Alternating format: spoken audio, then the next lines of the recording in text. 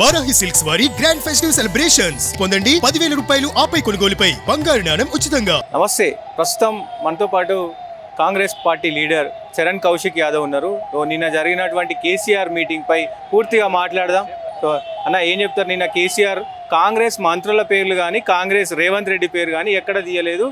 కానీ ముఖ్యంగా ఈ 2 సంవత్సరాలు కాంగ్రెస్ పార్టీ మొత్తం కూడా ప్రజలను అన్యాయం చేసింది, తెలంగాణకు తీరని ద్రోహం చేస్తుంది. ఇప్పటి నుంచి నేను ప్రజాక్షేత్రంలోనే ఉంటా, కాంగ్రెస్ తాట తీస్తా అంటూ కూడా మాట్లాడిన పరిస్థితులు ఉన్నాయి. ఏం చెప్తారు దీని మీద? ఆల్రెడీ నీ తాట కలవకుల కవితనే తీసింది, కొత్తగా ఎవరు తాట తీయాల్సిన అవసరం లేదు. ఎందుకంటే 2023 ఎమ్మెల్యే ఎలక్షన్లో బీఆర్ఎస్ పార్టీ తాట తీసిరు కాబట్టి 37% ఓటు బ్యాంకు, దాదాపు 39 మంది ఎమ్మెల్యేలు గెలిచి, తర్వాత కంటోన్మెంట్ ఎలక్షన్లో ఓడిపోయారు, జూబ్లీస్ ఎలక్షన్లో ఓడిపోయారు. తర్వాత జరిగినటువంటి ఎంపీ ఎలక్షన్లో 9 స్థానాల నుంచి గుండు 0, 37% నుంచి 17% పరిమితమయ్యారు. నీ తాట ఆల్రెడీ కల్లకుల కవిత తీసింది. మీ అల్లుని పోని ట్యాప్ చేసినని చెప్పి ఆమె మాట్లాడుతుంటే ఆ కల్లకుల కవిత ప్రశ్నలకే సమాధానం చెప్పలేని పరిస్థితి మీరుండి కాంగ్రెస్ పార్టీ తాట తీస్తావు. ఎక్కడ తీస్తావే? తెలంగాణ ప్రజలు నీ తాట తీసిరు, తెలంగాణ ప్రజలకు అర్థమైంది కాబట్టి నిన్ను ఫామ్ హౌస్ పరిమితం చేసిరు. కాబట్టి ఏం మాట్లాడడం అర్థం కాక కేసీఆర్ గారు కాంగ్రెస్ పార్టీ మీద విషయం చెప్పే ప్రయత్నం చేస్తూ ఉన్నారు. ఇప్పుడు సర్పంచ్ ఎలక్షన్స్లో పార్టీ గుర్తు లేకపోతేనే మాకు 4,000 ఓట్లు వచ్చినాయి, పార్టీ గుర్తుంటే మేమే మొత్తం సీట్లు వచ్చేవి, కాంగ్రెస్ పార్టీకి పూర్తిగా వ్యతిరేకత ఉంది అని మాట్లాడుతుంది కదా. ఇక్కడ మీకు ఈ గతంలో 80% సర్పంచ్లు మీరు బీఆర్ఎస్ పార్టీ ఉండే, ఇప్పుడు అది ఎంత తగ్గింది? 26% తగ్గింది. అంటే ఎంత తగ్గినట్టు? 54% తగ్గింది కదా.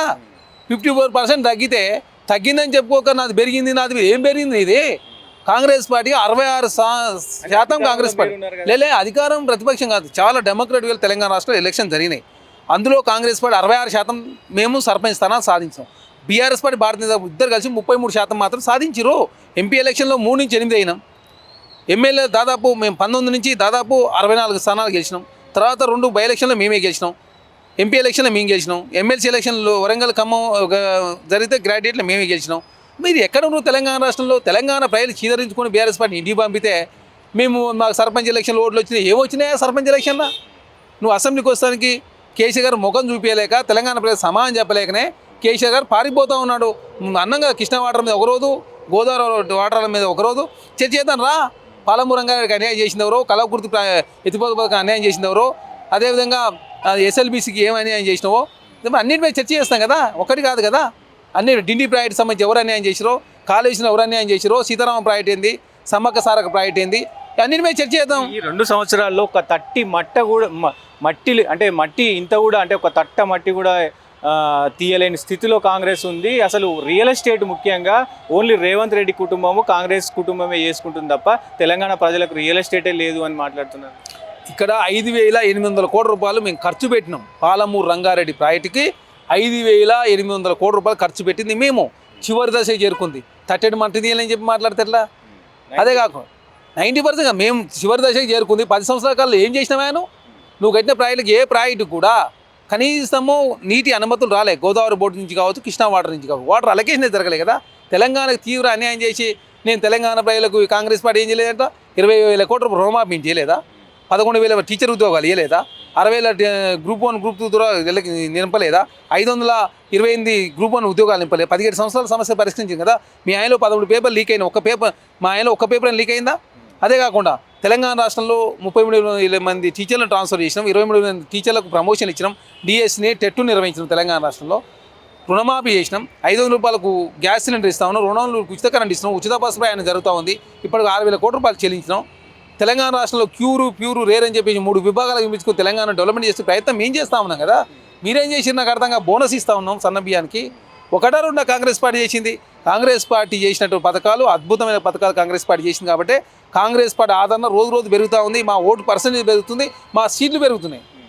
ముఖ్యంగా నిన్న పాలమూరు తర్వాత ముఖ్యంగా ఏదైతే రైతులకు ఇచ్చినటువంటి హామీలు, ఈ కళ్యాణ లక్ష్మి, నేను చేసినటువంటి అన్ని పథకాలకు డబల్ ఇస్తానని చెప్పి మోసం చేసిండు. ఏది కూడా చేస్తలేరు, ఒక బస్సు ఫ్రీ తప్ప మిగతా అన్నీ కూడా బాగాలేవు అని ప్రజలే చెప్తున్నారు, నేను కాదు అంటున్నారు. ప్రజలు చెప్తే మరి బీఆర్ఎస్ పార్టీ 80% నుంచి 26%కి ఎందుకు పడ్డది? సన్న బియ్యం నువ్వు ఇచ్చినవా? 5 కిలోలు ఇచ్చే దొడ్డు బియ్యాన్ని 6 కిలోలు పెట్టి సన్న బియ్యం దేశంలో ఏ రాష్ట్రంలో ఇయ్యని విధంగా ఇస్తా ఉన్నాం. బోనస్ ఏ రాష్ట్రం లేదు, బోనస్ ఇస్తా ఉన్నాం. రుణమాఫీ దేశంలో భారతీయ జనతా పార్టీ చేయలే. మీరేమో 9 కోట్ల రూపాయలు కేసీఆర్ గారు ఎగ్గొట్టిపోతే మేము 21,000 కోట్ల రూపాయలు రుణమాఫీ చేసినాం, 60,000 ఉద్యోగాలు ఇచ్చినాం కదా. 200 ఉచిత కరెంట్ ఎక్కడ ఉందా? 500 రూపాయలు గ్యాస్ సిలిండర్ ఉందా దేశంలో? మీరు పెట్టిరా? ఏమన్నా డిఎస్సి నిర్వహించినా? మీరేమన్నా గ్రూప్ 1 మీరు నిర్వహించిరా? జాబ్ క్యాలెండర్ మీరు ప్రకటించిరా? ఒకటా రెండా మేము చేసినాయి? ట్రాన్స్జెండర్లకు ట్రాఫిక్ సేవలలో అవకాశం కల్పించినాం కాంగ్రెస్ పార్టీగా. మేము కాంగ్రెస్ పార్టీగా అద్భుతంగా తెలంగాణ రాష్ట్రంలో ఏం చేసినామో చర్చ చేస్తాం, సిద్ధంగా ఉన్నాం రా. ఇప్పటి నుంచి ఒక లెక్క ఇక స్టార్ట్ చేసిన ప్రజాక్షేత్రంలో ఉంటా 3 బహిరంగ సభలు పెట్టి ప్రజల్ని చైతన్యం చేస్తా. కాంగ్రెస్ ప్రభుత్వానికి ఇదే నా సవాల్ అంటూ కూడా విసురుతా ఉన్న పరిస్థితులు ఉన్నాయి. మేము 3 బహిరంగ సభలు అవుతాయా? పైసలు వేస్ట్. 2 రోజులు అసెంబ్లీ అవకాశం ఇస్తారు, రా అంటే రాకుండా పారిపోతే ఎట్లా? మీరు 9 సంవత్సరాల్లో ఏం చేసిరో, మేము 2 సంవత్సరాలు ఏం చేసినామో, నరేంద్ర మోడీ గారు 11 సంవత్సరాలు ఏం చేసినా చర్చ చేస్తాం. కాంగ్రెస్ పార్టీ సిద్ధంగా ఉంది. దమ్ముంటే అసెంబ్లీకి వస్తే సమాధానం చెప్తాం. భారతీయ జనతా పార్టీ ఉన్న రాష్ట్రాల్లో ఏం చేసిండు, నరేంద్ర మోడీ గారు అప్పులేంది, విద్యా వైద్యం సేద్యానికి ఏం ఖర్చు పెట్టిండు, మేము యంగ్ ఇండియా ఇంటిగ్రేటెడ్ క్యాంపస్ల కోసం ఎంత 25,000 కోట్ల రూపాయలు ఎట్లా ఖర్చు పెడతా ఉన్నాం, ఐటీఐ ప్లేస్లో అడ్వాన్స్ ట్రైనింగ్ ఎట్లా తీసుకొచ్చినాం, స్కిల్ యూనివర్సిటీ, స్పోర్ట్స్ యూనివర్సిటీ, వీరనారి శాఖల university, triple R railway ring, express హైవేలు, డ్రై పోర్టు, మూసీని పూర్వం చేయడం, హైడ్రా ద్వారా అద్భుతాలు క్రియేట్ చేసాం ప్రయత్నం. అదేవిధంగా గోదావరి వాటర్ ఎట్లా తెచ్చినాం, కృష్ణా వాటర్ గతంలో ఎట్లా తీసుకొచ్చినాం, మేము అన్నిటిపై చర్చ చేస్తాం. రండి అంటే రాకుండా పారిపోతే ఎట్లా? గోదావరి జలాలు ఎవరు అన్యాయం చేసిరు, కృష్ణా జలాలు ఎవరు అన్యాయం చేసిరు, పట్టిసీమ ఎవరాయంలో వచ్చింది, పోతిరెడ్డిపాటు పొక్క ఎవరాయంలో పెరిగింది, 209 టీఎంసీలో ఒప్పుకున్న దుర్మార్గుడు ఎవరో చెప్తాం. అన్నిటి మీద మేము పారిపోతలే. ఇప్పుడు కాంగ్రెస్ ప్రభుత్వం వచ్చిన తర్వాత గతంలో ఎప్పుడైతే కాంగ్రెస్ ప్రభుత్వం ఉన్నప్పుడు యూరియాకి చెప్పులు పెడుతున్నాడో మళ్ళీ ఆ ప్రభుత్వాన్ని తీసుకొచ్చిండు రేవంత్ రెడ్డి అని కూడా మాట్లాడినప్పుడు. ఇప్పుడు యూరియా విషయంలో ఎవరిది యూరియా పాత్ర? కేంద్ర ప్రభుత్వం కదా. కేంద్ర ప్రభుత్వం చేసిన తప్పుని కాంగ్రెస్ ప్రభుత్వానికి ఆపాదిస్తే ఎట్లా? యూరియా కేంద్ర ప్రభుత్వం సప్లై చేయాలి. రాష్ట్ర ప్రభుత్వం ప్రపోజల్ పంపించింది, కొత్త ప్లాంట్లు ఏర్పాటు చేసుకోకపోవడం కావచ్చు, అదేగా ఉక్రెయిన్ రష్యా వార్ ద్వారా యూరియా కొరత దేశవ్యాప్తంగా వచ్చింది. దానికి కాంగ్రెస్ పార్టీకి ఆపాదిస్తే ఎట్లా? అంటే దేశంలో ప్రపంచవ్యాప్తంగా యుద్ధాలను కూడా కాంగ్రెస్ పార్టీకి ఆపాదిస్తే ఎట్లా? మీరు మేమన్నా తప్పు చేసి కేంద్రానికి ప్రపోజల్ పెట్టకపోతే, యూరియా గురించి కేంద్రాన్ని అడగకపోతే, ప్రధానమంత్రిని కేంద్ర మంత్రులు కలవకపోతే మమ్మల్ని అడగాల. అదేవిధంగా ఇక్కడ రామగుండం ఎరువుల ఫ్యాక్టరీ సంబంధించి ఇప్పుడు అక్కడ ప్రొడక్షన్ స్టార్ట్ చేయాలి. తర్వాత కాంగ్రెస్ పార్టీ ఒత్తిడి తేవడంతో అక్కడ ప్రొడక్షన్ కూడా స్టార్ట్ అయింది కదా. కేంద్రం కూడా తర్వాత అలాగే ఇప్పుడు ఆన్లైన్ చేస్తున్నాం దాన్ని. యూరియా మొత్తం ఆన్లైన్ ద్వారా సప్లై చేసే ప్రయత్నం కాంగ్రెస్ ప్రభుత్వం చేస్తూ ఉంది.